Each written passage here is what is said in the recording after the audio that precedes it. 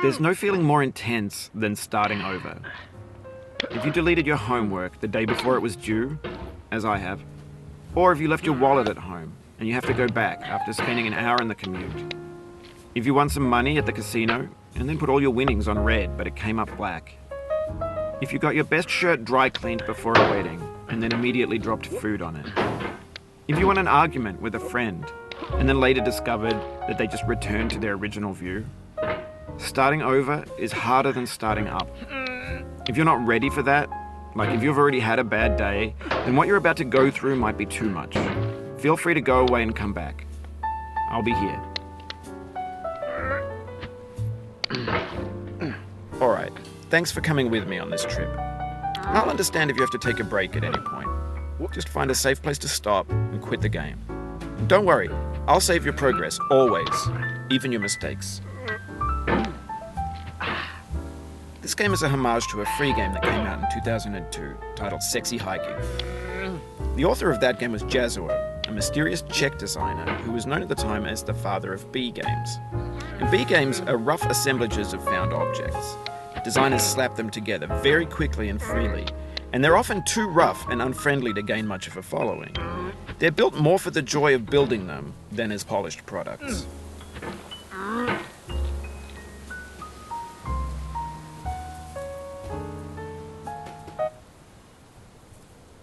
In a certain way, Sexy Hiking is the perfect embodiment of a B game. It's built almost entirely out of found and recycled parts, and it's one of the most unusual and unfriendly games of its time. In it, your task is simply to drag yourself up a mountain with a hammer. And that act of climbing, in the digital world or in real life, has certain essential properties that give the game its flavor. No amount of forward progress is guaranteed. Some cliffs are too sheer or too slippery. And the player is constantly, unremittingly in danger of falling and losing everything.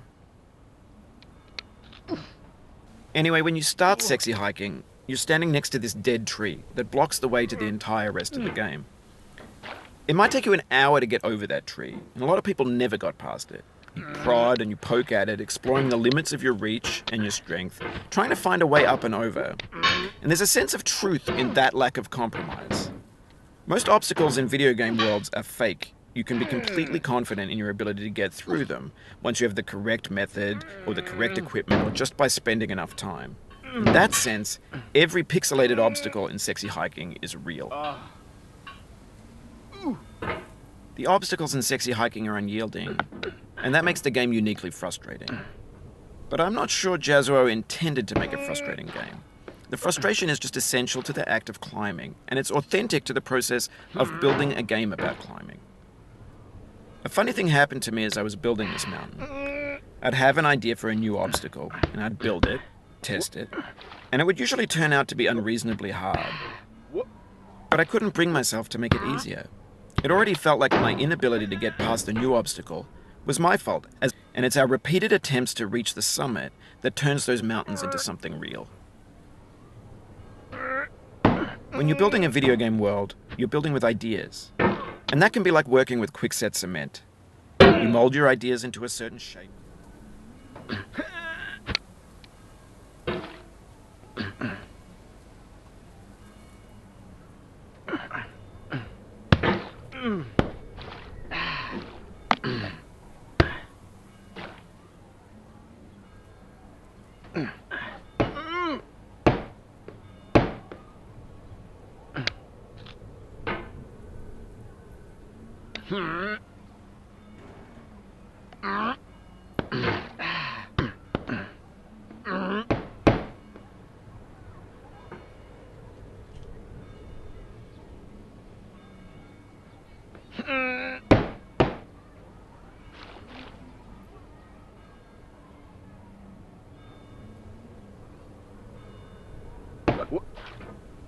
In this context, it's tempting to make friendly content that's gentle, that lets you churn through it but not earn it.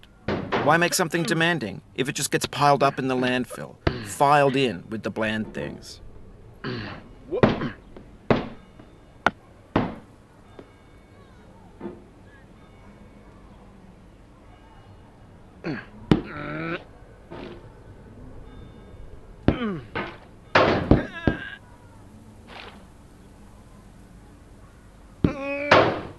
Oof, sorry about that.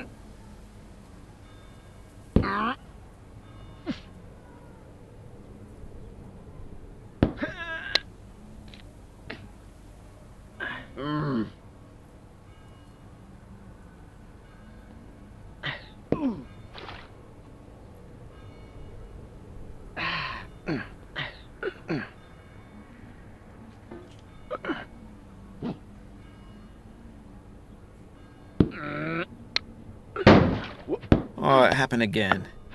Keep on trying, don't let it get to you. This thing that we call failure is not the falling down, but the staying down. Mary Pickford.